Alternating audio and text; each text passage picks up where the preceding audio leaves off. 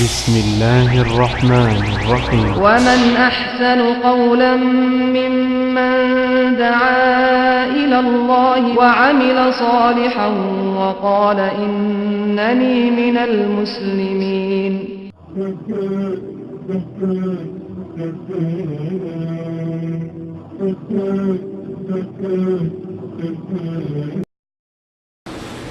بسم الله الرحمن الرحيم. السلام عليكم ورحمة الله وبركاته. وعليكم السلام ورحمة الله وبركاته. إن الحمد لله نحمده ونستعينه ونستغفره ونعوذ بالله من شرور أنفسنا ومن سيئات أعمالنا. من يهد الله فلا مضل له ومن يضلله فلا هادي له.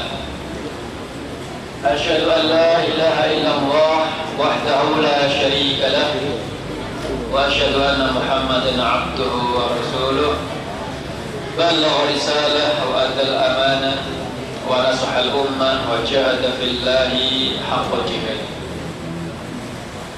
قال الله تعالى في كتابه الكريم: أعوذ بالله من الشيطان الرجيم. بسم الله الرحمن الرحيم. يا أيها الذين آمنوا اتقوا الله حق تقاته ولا تموتن إلا وأنتم مسلمون.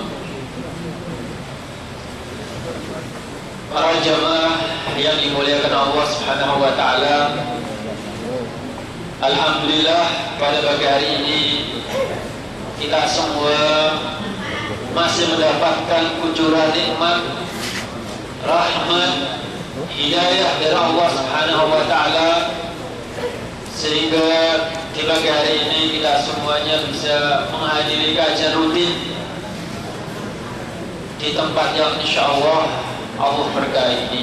Amin. Salawat dan salam semoga tetap terlimpah pada Nabi kita Muhammad SAW, juga para keluarganya, sahabatnya yang telah memperjuangkan, mendakwahkan Islam, yang alhamdulillah akhirnya Islam bisa sampai kepada kita ini. Ya sekalian, pertemuan kemarin kita membahas materi umum, dan insyaallah kali ini juga kita akan bahas materi umum, bukan kajian sebagaimana disampaikan oleh pembawa acara Bulughul Maram. Tapi sengaja memang mendekati Ramadan ini kajian Bulughul Maramnya kita hentikan sementara. Kemudian kita isi dengan materi-materi yang kita anggap perlu, materi-materi yang kita anggap sudah mendesak untuk kita angkat kembali, di mana selama ini kita serius membahas masalah tauhid, membahas masalah ilmu fikih dan sebagainya.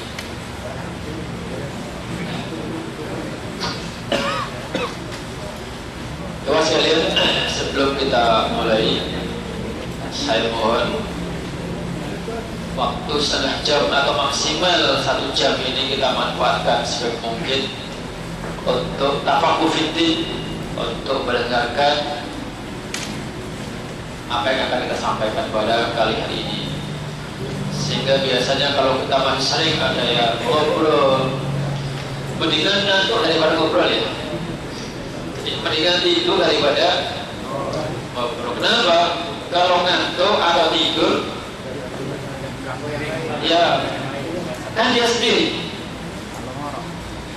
Tetapi kalau ngobrol,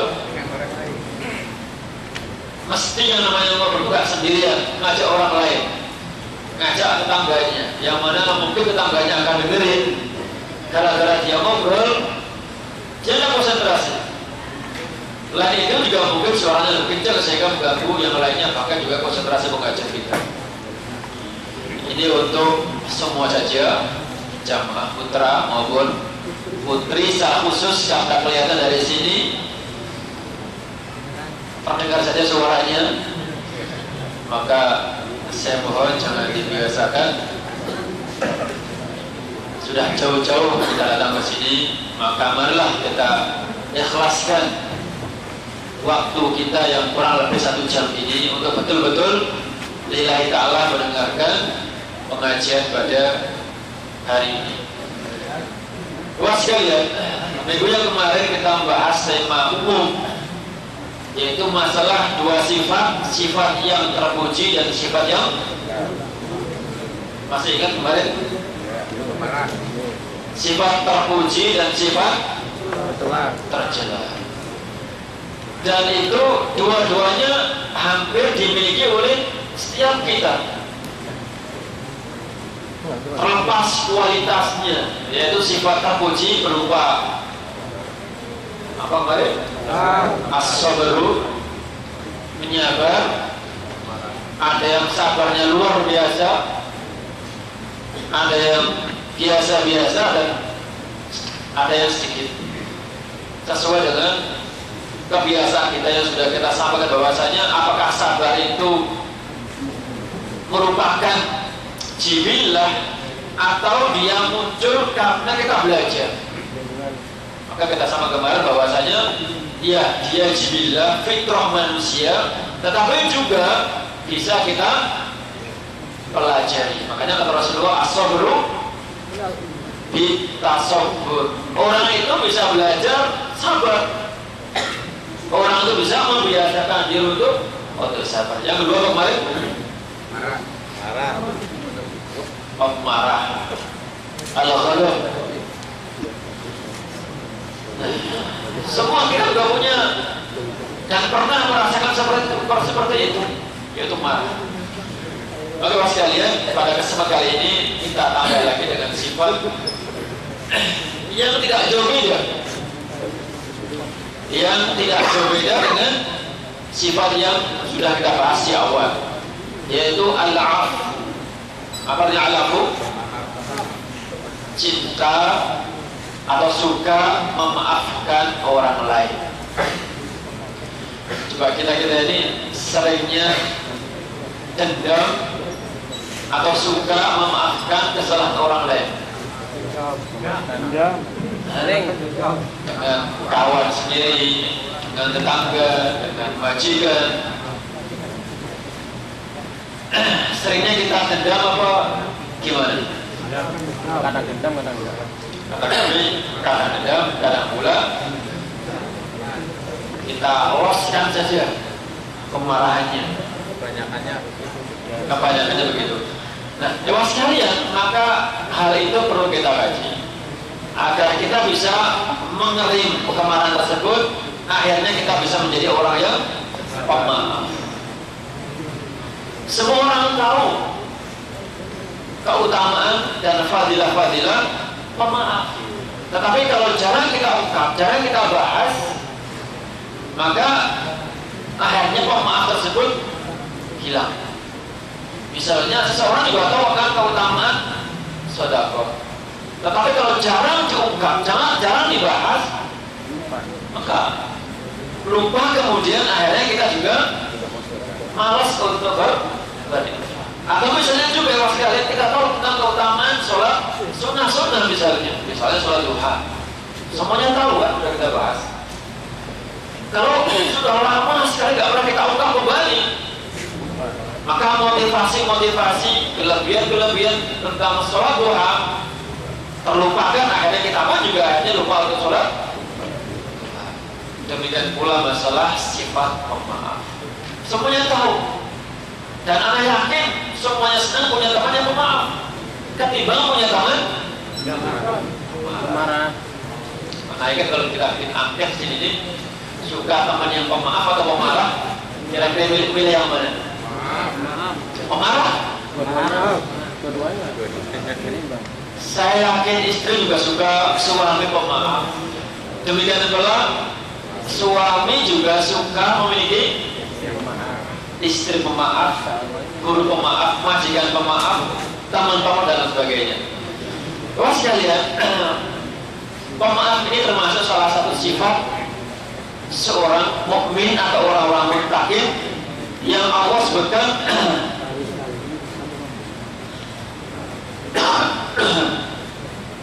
di dalam surah Al-Baqarah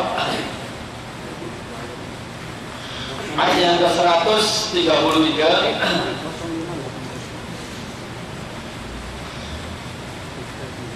A'udzu billahi minasyaitonir rajim. Bismillahirrahmanirrahim. Wasari'u ila maghfiratin min rabbikum wa jannatin 'arduha as-samawati wal ardu u'iddat lil muttaqin. Yaitu alladzina yunfiquna fis sarra wad dharra wal kadhimina al ghaidha wal 'afina 'anil nas wallahu yuhibbul muhsinin. Surat Al-Baqarah ayat yang ke-130. Apa? Surat Al-Imran 133. Wasari'u, dan bersegeralah. Ini perintah dari Allah Subhanahu wa taala untuk kita semuanya. Bersegera untuk apa ya sekalian? Ila maghfirah, yaitu beramal amal soleh yang dengan amal soleh tersebut akan mendapatkan maghfirah Allah Subhanahu wa taala. Dan nanti apa amal soleh tersebut nanti di belakang. Di sini Allah Subhanahu wa taala mengakhirkan jenis amal-amal soleh, kemudian mendahulukan tentang balasan atau imbalan bagi orang-orang yang bersegera untuk beramal soleh.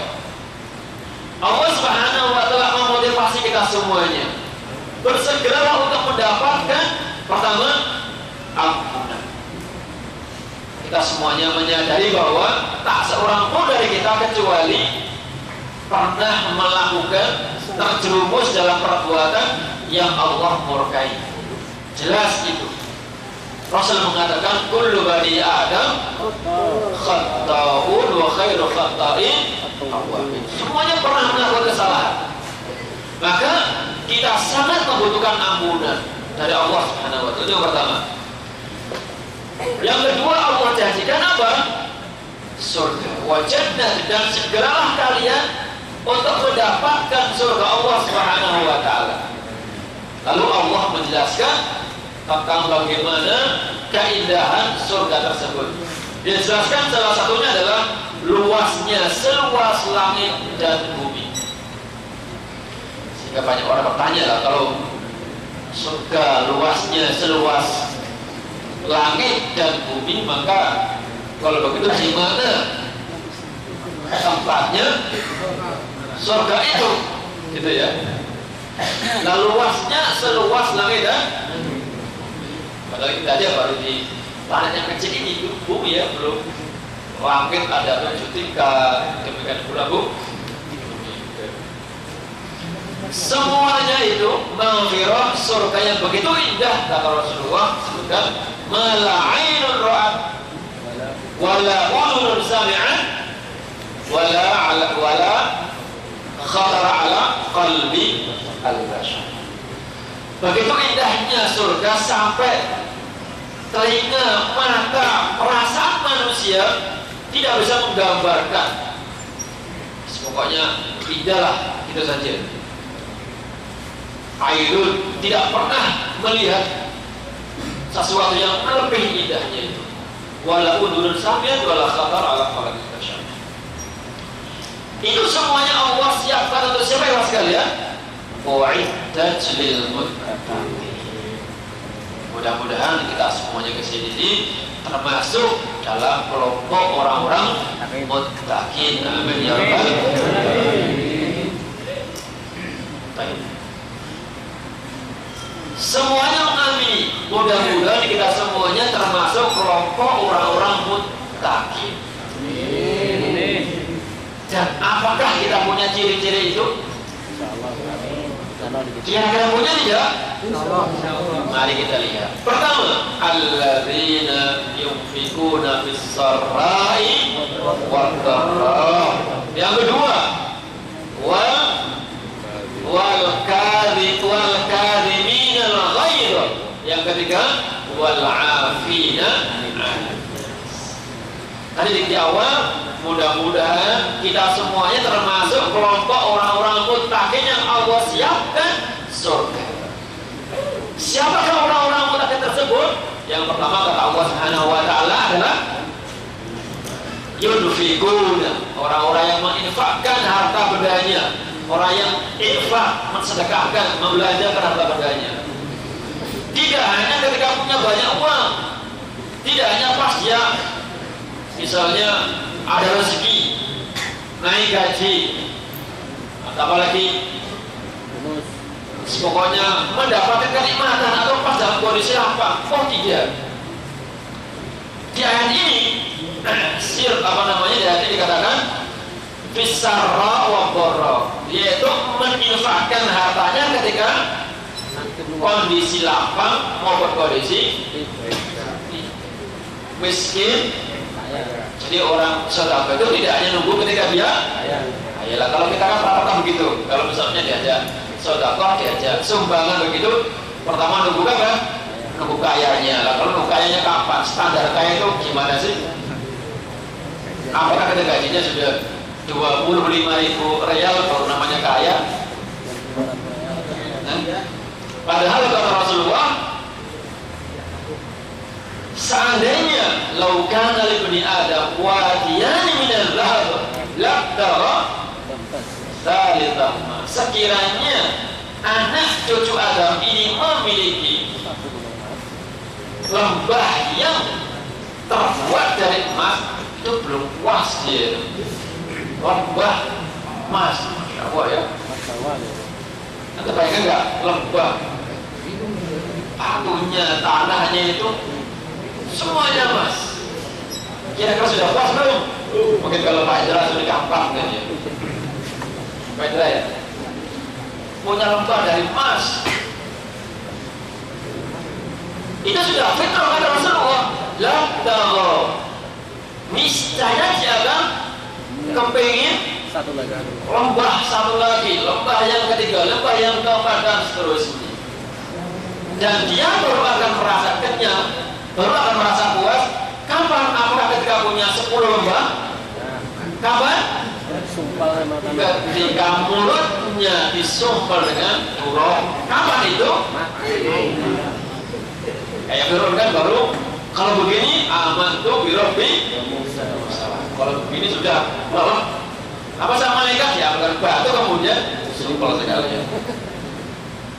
Kalau sekalian dalam ayat dikatakan sarra wa dharra, dalam ayat lain lailau wa nahar alaniyah, mereka infak siang dan malam, demikian pula dalam kondisi terang-terangan banyak orang maupun dalam kondisi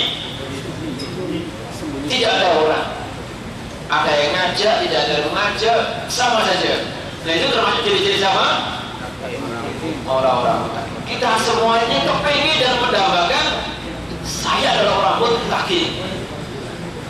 Ya boleh-boleh saja kita mengaku dan kepingin menjadi orang yang muttaqin. Nah tergantung kualitas masing-masing. Fulan muttaqin, fulan muttaqin, si fulan juga muttaqin. Jangan muttaqin juga ya. Namun muttaqinnya itu apakah infaknya hanya ketika ada rezeki saja, apakah dalam juga kondisi dia sempit, di siang saja atau malam saja, secara sembunyi-sembunyi atau pas terang-terangan? Lengkap alamat ciri-ciri orang muttaqin adalah kawan sekalian, kalau dia infak kapan saja dia membelanjakan. Itu yang pertama. Yang kedua kawan sekalian, sifatnya sudah kita bahas kemarin, yaitu wal kadhimin al-ghaidha, orang yang menahan amarah. Kemarin sudah kita jelaskan bahwasanya orang marah dua kemungkinan. Pertama dia meledak-ledak. Yang kedua marah tapi diam ditahan. Dia masih dongkol ya, jengkel masih. Biasanya itu orang kecil marah dengan orang gede, baik badannya yang kecil besar atau posisinya. Kadang-kadang ambil besar tapi bosnya kecil, karena posisinya berbeda. Dia tidak suka dengan kebijakan-kebijakan, dongkol juga kan, menahan rasa amarah. Nah, kawan sekalian, yang ketiga di sini yang kita inginkan adalah wal 'afina 'anil nas. Dia marah karena didolimi oleh orang lain, tidak menunjukkan kemarahan, bahkan juga tidak membalas Namun sebaliknya wal afina anin nas, dia justru memaafkan. Kadang-kadang orang itu salah mengartikan memaafkan itu dikira melupakan kesalahan orang lain. Kalau antum misalnya kepengen memaafkan orang lain, kira-kira melupakan kesalahannya atau gimana? Si fulan pernah menyakiti kita, mendolimi kita, terus kita berusaha untuk memaafkan, kira-kira melupakan kesalahan itu atau gimana? Tidak hanya sebatas melupakan ewas kalian, melainkan keburukan itu atau kezaliman orang lain itu kita balas dengan sesuatu yang lebih baik. Itulah arti sesungguhnya memaafkan. Misalnya bebas sekalian, orang itu sering menyakiti kita sering mengasih bantuan, justru dia malah sering ngomongin kita, jelek-jelekin kita. Nah, maka bagaimana cara memaafkannya? Apakah juga sudah biarkan saja, nanti lama-lama juga dapat sendiri dia? Itu juga bagus, itu juga bagus. Tapi pemaafan yang paling sempurna sekalian adalah orang yang seperti itu terus dikasih hadiah. Bagaimana Rasulullah, kisah yang sangat ditulis sejarah dengan tinta emas. Bagaimana ketika orang Yahudi setiap saat Rasulullah jalan menuju ke masjid, Rasulullah sudah biasa pastinya akan ada apa? Orang meludahnya. Sudah biasa ngerti. Namun satu saat ternyata hal itu tidak ia dapati. Rasul berpikir, ada apa itu? Kalau Rasulullah cari tahu, ternyata si bulan bukan kemudian alhamdulillah, syukur, walat, bukan. Ya. Justru malah Rasulullah orang yang pertama kali menjenguknya dengan membawa hadiah. Maka kemudian apa akhirnya? Si Yahudi tersebut sangat kagum dengan sifat ini. Sifat apa ya sekalian? Pemaaf. Dengannya akhirnya dia mengucapkan syahadat atau masuk Islam. Dewas sekalian. Pemaaf memang tidak mudah. Tidak mudah kita memaafkan orang lain, apalagi situasi yang mendukung untuk marah, tidak mungkin kita maafkan. Namun apa sekalian, kalau kita ingat tentang keutamaan orang yang memaafkan, pasti bisa. Namun terkadang makanya perlu kita angkat fadilah-fadilah orang memaafkan, kita termotivasi. Contoh misalnya apa sekalian, orang sekelas Abu Bakar As-Siddiq sudah Rasulullah jamin masuk surga, wah terjadi khilaf. Di mana suatu ketika dia termasuk orang yang kecukupan, kemudian memiliki kerabat yang namanya Misbah bin Usada. Ini sepupunya. Dia hijrah ke Madinah dalam kondisi tidak punya apa-apa. Dan tentu orang ini akhirnya selalu mendapatkan bantuan dari Abu Bakar. Ketika terjadi peristiwa hadisul ifki, pada ketika Ummul Mukminin Aisyah mendapatkan cobaan fitnah yang luar biasa, dituduh berzina, si Misbah ini termasuk salah satu orang yang ikut, ya kita bilang ikut ngomongilah gitu ya. Karena kalau menyebarkan itu tidak bagus juga ya. Dia seorang sahabat ikut menukil, ikut gimana bahasanya yang halus itu? Ikut-ikutan ngomongin bahwasanya si fulatan telah berzina. Anda bayangkan keluarga terhormat Abu Bakar As-Siddiq punya putri yang terhormat pula, istrinya Rasulullah terhormat pula. Kemudian tiba-tiba kena fitnah dan Abu Bakar pun juga yakin bahwasanya ini tidak mungkin terjadi. Tiba-tiba orang yang selama ini dia bantu, siapa tadi? Siapa tadi? Ya nggak ingat tuh, ngelamun semua.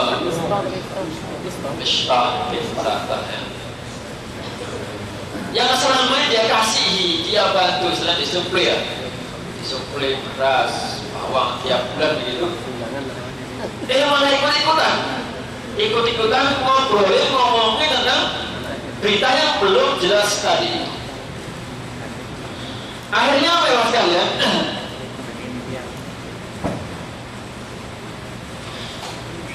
Akhirnya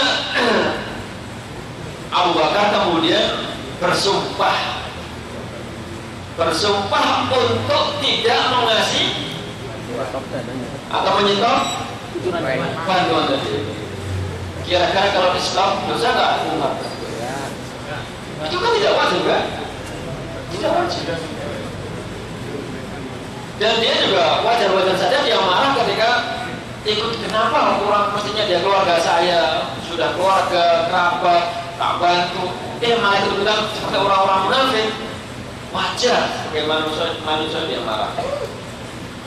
Langsung kemudian dia marah, bersumpah, sudah, kamu tidak akan saya kasih lagi. Nah, wajar kan? Wajar, itu manusia. Lewat sekalian. Namun kemudian turunlah ayat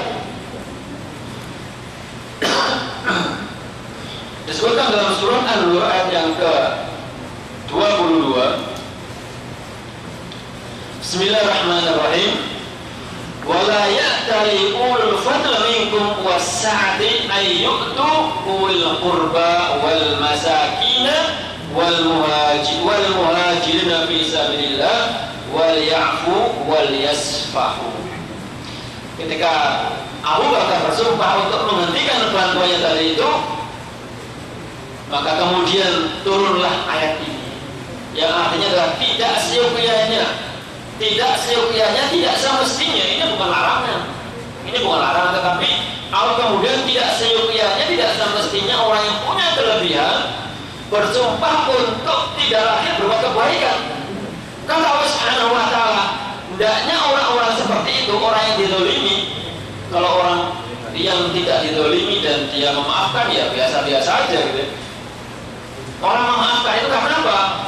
Merasa dizalimi. Kata Allah Subhanahu wa Ta'ala, wal ya'fu wal yasfahu. Maka hendaknya orang yang merasa disakiti, tadi itu misalnya Abu Bakar, atau dizalimi dengan berita yang tidak jelas itu, wal yasfahu.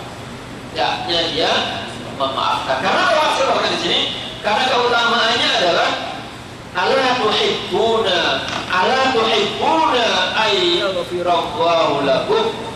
Inilah salah satu keutamaan orang yang mau memaafkan kezaliman atau kesalahan orang lain. Ala tuhibbun, tidakkah kalian semuanya mau ay yaghfirallahu lakum? Apa itu? Ampunan dari Allah Subhanahu wa Ta'ala. Kemudian wallahu ghafurur rahim. Seketika ya mas kalian, ketika turun ayat ini, lalu Abu Bakar As-Siddiq kembali mengucurkan bantuan. Ini contoh yang luar biasa mas kalian, bagaimana orang yang berbuat baik kepada seseorang, kemudian orang tadi itu membalas dengan sesuatu yang tidak semestinya. Namun karena Abu Bakar As-Siddiq ingat akan janji Allah Subhanahu wa Ta'ala itu berupa ampunan, maka beliau lebih mengutamakan ampunan daripada itu. Dimana kalau kita masih memegangi ego, ya kan, jengkel kan, jangan yakin satu kampung, satu RT semuanya tahu. Sudah, jangan dibantu. Orang tidak tahu diri. Itu namanya ego. Tetapi beliau lebih milih ampunan Allah Subhanahu wa Ta'ala yang akhirnya kemudian dimaafkan dan bantuan tetap diteruskan. Teman sekalian, kembali masalah pemaaf. Apakah setiap orang yang melakukan kezaliman kepada kita, orang yang berbuat keburukan kepada kita, Apakah terusnya semuanya kita maafkan? Apakah setiap orang yang berbuat aniaya kepada kita, udah pokoknya maafkan? Karena kan Allah itu maha pengampun. Bahkan wal afina 'anil termasuk salah satu sifat orang-orang yang bertakwa. Bahkan teman sekalian, Allah Subhanahu wa taala pun juga mensyariatkan untuk membalas wa jazaa'u sayyi'atin sayyi'atun. Orang yang berbuat keburukan, ya balaslah dengan keburukan pula. Ini Islam berikan syarat seperti itu. Jadi kalau misalnya, tapi kalau misalnya riba ya jangan diikuti dengan ini, beda pemahamannya. Orang riba kita buruk kan, kita didolimi kan. Meskipun ayat ini mengatakan wajah jauh saya ada sayyi'atun, keburukan dibalas dengan keburukan, bukan itu yang dimaksud. Yang dimaksud adalah misalnya orang memukul kita, nempelin kita, boleh nggak tempelin? Boleh. Tapi kalau orang misalnya menggibahin kita, atau misalnya orang mencuri barang kita, atau mencuri sandal kita, kan dalilnya katanya wajah jauh saya itu sakit atur, itu tidak tepat. Paham ya? Allah membolehkan, mensyariatkan untuk membalas keburukan orang lain, boleh. Nah, disebutkan dalam surat An-Nahl ayat yang ke-126. Bismillahirrahmanirrahim. Wa in aqabtum fa'aqibu bimithli ma uqibtum. Apabila kalian membalas keburukan, kezaliman seorang lain, maka fa'aqibtum, balas saja mislu ma uqibtum, sebagaimana kalian kezalimi wa kalian. Ingat ya, boleh ya. Islam memperbolehkan membalas. Nah itulah yang namanya kisos. Kalau orang dibunuh Harus dibunuh. saya nggak mengatakan harus, boleh. Orang yang keluarganya dibunuh maka keluarga yang dibunuh tadi itu boleh, bukan harus, boleh membalas. Itu syariat. Namun waskan perhatikan di sini. Walain sobartum sabar, memaafkan, lahuwa khairul lis-sabirin. Maka sifat sabar, memaafkan tadi itu adalah sebaik-baik bagi orang yang penyabar. Misalnya tadi itu kisos masalah pembunuhan. Siapa yang membunuh maka kisosnya juga tak apa, diperbolehkan. Itu hak itu boleh diambil dan juga boleh tidak. Paham ya? Bukan kewajiban ya. Kalau misalnya kita itu kewajiban, maka keluarga terbunuh wajib membunuh lagi. Wah, ini nggak selesai. Tapi itu hak. Gimana hak itu? Kalau Anda mau misalnya keluarga Anda dibunuh oleh orang lain, maka ahlinya punya hak. Mau membalas, silakan. Kalau enggak, maka yang enggak inilah ya sekalian. Walain sabartum lawa khairul lis-sabirin. Maka sebaik-baik orang yang berbuat kesabaran. Ingat ya sekalian, dalam hal membahas ini ada beberapa catatan. Ya, misalnya kalau tadi itu orang membunuh boleh membalas. Kalau orang dicuri boleh mencuri. Boleh tidak? Kalau orang keluarganya dibunuh maka keluarga mayit boleh membalas. Kalau orang ditempeleng boleh. Kalau orang dijewer boleh. Kalau orang misalnya sandalnya dicuri boleh ikut mencuri sandalnya lagi. Boleh tidak? Boleh, nggak boleh. Padahal dasarnya sama ya, tetapi pemahamannya berbeda. Wajah saya atur. Orang berbuat buruk, ya balasan dengan buruk. Tapi tidak semuanya. Apa misalnya ada istri seorang di sini, boleh kamu balas? Potong. Tak boleh kan? Hei, misalnya lagi masalah pemaafan. Orang misalnya telah berbuat zina kepada keluarganya, boleh nggak dimaafkan? Sudah saya maafkan, nggak usah dihak. Boleh nggak? Boleh. Nah, demikian pemahamannya. Masalah maaf juga. Jadi misalnya keluarga si fulan diperkosa misalnya. Sudahlah saya maafkan saja. Maaf ini artinya ini ada dengan dia. Maaf. Tetapi ada hukuman lain. Apa itu? Hak. Dan ini Allah Subhanahu wa taala. Selain ada memaafkan, ya sudahlah itu mungkin manusiawi dia kita maafkan. Kemudian berikutnya adalah hak Allah Subhanahu wa taala. Tetapi kalau nggak mau memaafkan pun juga tetap hak. Namun karena Anda tidak memaafkan, akhirnya timbul kebencian dengan keluarganya, dengan anaknya, dengan tetangganya, ya kan? Tetapi kalau sudah dimaafkan selesai. Ya sudah dimaafkan mungkin itu khilaf, tetapi hak Allah tetap berjalan. Paham ya? Jadi tidak kemudian disamakan memaafkan membalas tidak. Ada membalas yang diperbolehkan dan ada memaafkannya juga dibolehkan dan tidak diperbolehkan. Dewas sekalian. Kemudian dewas sekalian, masalah maaf ini kalau kita mengkaji tentang keutamaan orang maaf, salah satunya adalah satu mendapatkan apa tadi? Ampunan dari Allah Subhanahu wa taala. Kemudian juga nanti disebutkan dalam sebuah hadis dari Rasulullah SAW. Nanti pada hari kiamat, munadi. Pada hari kiamat akan ada petugas yang menyeru. Petugas tentu malaikat ya. Dia berteriak-teriak, "Ainal 'afuna 'anil nas? Ainal 'afuna 'anil nas?" Di mana orang yang suka memaafkan kesalahan orang lain? Ainal 'afuna 'anil nas? Kalau misalnya antum merasa termasuk salah satu yang menjadi pemaaf, ya angkat tangan. Kalau nggak pernah maafin orang ya diam saja. Ainal 'afuna 'anil nas? Apa kata Rasulullah? Halummu ila rabbikum. Segera mendekat untuk menuju Rabb kalian. Dewas sekalian, ini adalah keutamaan yang luar biasa. Seseorang dapat mendekat Allah Subhanahu wa taala. Allah di dunia belum bisa dilihat, tetapi nanti di akhirat bisa dilihat, dan apalagi kita bisa mendekatinya.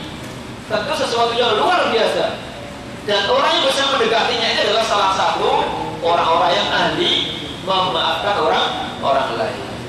Yang kedua, khudu ujurakum, ambillah, inilah pahala kalian karena kalian menahan emosi, menahan amarah dan rela memaafkan kesalahan orang lain.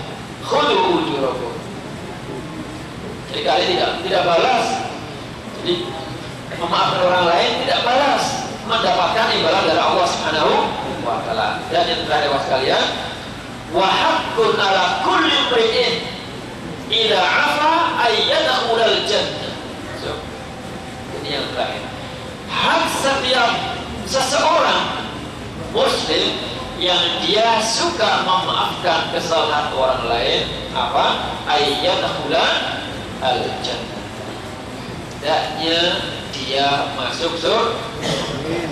Wah sekalian, tentu masih banyak sekali keutamaan orang yang memaafkan orang lain. Yang saya harapkan di sini, terutama kita yang notabene pekerja keras, yang kerja panas-panas seperti ini, biasanya kita mudah terbakar emosi kita. Nah, mudah-mudahan kajian semacam ini itu bisa menjadi Motivasi. silah senjata kita. Anak yakin ya sekali kalau pas kerja ya di mana-mana kesenggol dengan kawan, kesenggol dengan kawan, sopir, syarikat, hawa marah itu luar biasa. Tapi kalau kita ingat dengan sabda Rasul seperti ini, wal 'afina 'anil nas, termasuk salah satu ciri orang-orang bertakwa, orang-orang muttaqin yang Allah janjikan apa? Surga. Jannatun 'arduha ka'ardus samawati wal ardh. Untuk siapa? U'iddat lil muttaqin.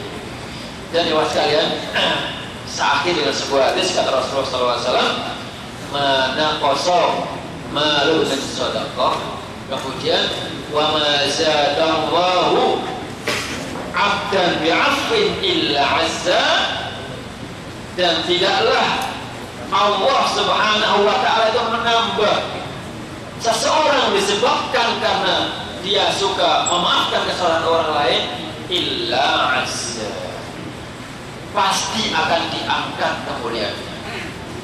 Anda bisa bayangkan, punya teman yang satu masya Allah ya, marah, yang satu murah senyum dan mudah memaafkan kesalahan kita. Maka kira-kira di masyarakat, si pemarah atau si pemaaf yang akan mendapatkan kemuliaan? Si pemarah apa yang dapat? Nafsu aja, marah, meledak-ledak, ya kan? Teriak-teriak, nendang-nendang, itu aja yang dapat. Bahkan meskipun itu hadiah, misalnya banyak dikasih orang lain, marah kan? Jelas marah. Kalau marah dapatnya apa? Apakah kemudian banyak kemudian kecang kembali? Enggak kan? Marah panas. Tetapi kalau dia qadarullah syama'fa'al, kemudian dia memaafkan, mungkin tadi yang mengambil pentil mobil saya ini mungkin orang iseng saja. Ada nggak marah? Juga sama saja kan? Tapi dada adem. Maka termasuk salah satu fadilah orang yang memaafkan adalah bisa membuat hati itu adem. Apa iya? Memaafkan orang dewasa sekalian membuat adem. Beda dengan dendam, ya kan? Tapi kalau kita maafkan, ada ramalan kita senyum, itu dia yang capek-capek kan? Kita maaf,